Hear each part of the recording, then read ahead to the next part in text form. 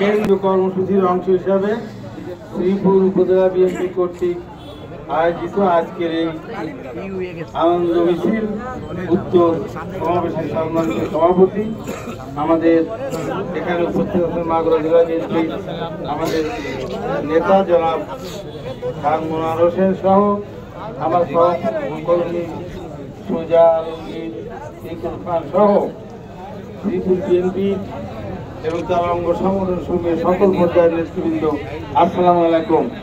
এখানে সবাই বলে গেছেন, তারেক রহমান সাহেব বলেছিলেন যে একটি অদৃশ্য শক্তির মোকাবেলা আমাদের করতে হবে।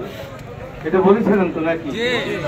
এই 3 দিন আগে আপনারা বুঝতে পেরেছেন আমরা চাই একটি যৌক্তিক সময়ে একটি যৌক্তিক সংস্কারের পরে নির্বাচন হোক, কিন্তু আমাদের সাথে থাকা একটি দলের নেতা সদম্ভে ঘোষণা করেছেন আমরা নির্বাচনে যাবও না, নির্বাচন হতেও দেব না।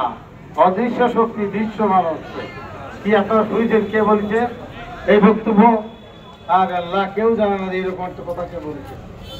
জামাত ইসলামের সমাবেশ থেকে ডাক্তার মাসুদুর রহমান সাহেব গত 2-3 দিন আগে তাদের সমাবেশে ঘোষণা করেছেন যে আমরা নির্বাচনে যাবও না, নির্বাচন করতেও দেব না।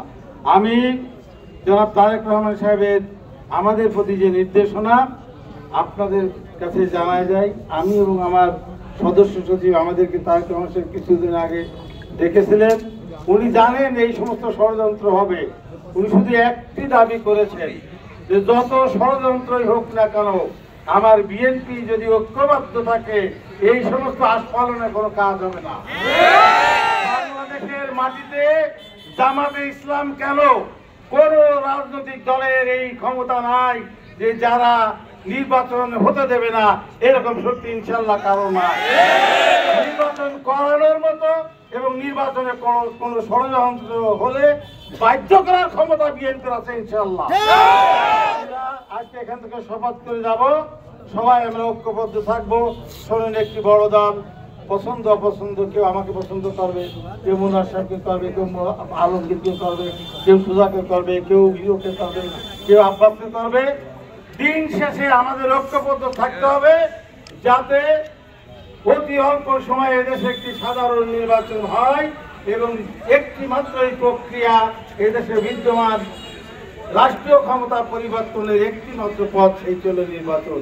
এই নির্বাচন অবশ্যই হতে হবে এবং কোনো ষড়যন্ত্র করে এই নির্বাচনকে বন্ধ করা যাবে না ইনশাল্লাহ। আমরা সবাই ঐক্যবদ্ধ থাকবো।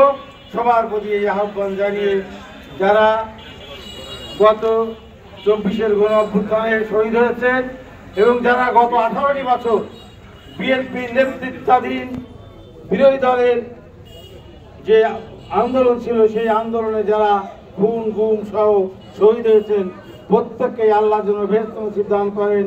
যারা অসুস্থ আল্লাহ যেন তাদেরকে সেবা দান করেন। যারা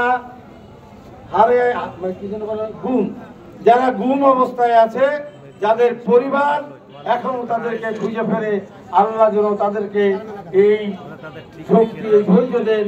তাদের পরিবারের প্রধানকে হারানোর ব্যথা যেন আল্লাহ তাদেরকে ধৈর্য দেন, তারা যেন সহ্য করতে পারেন।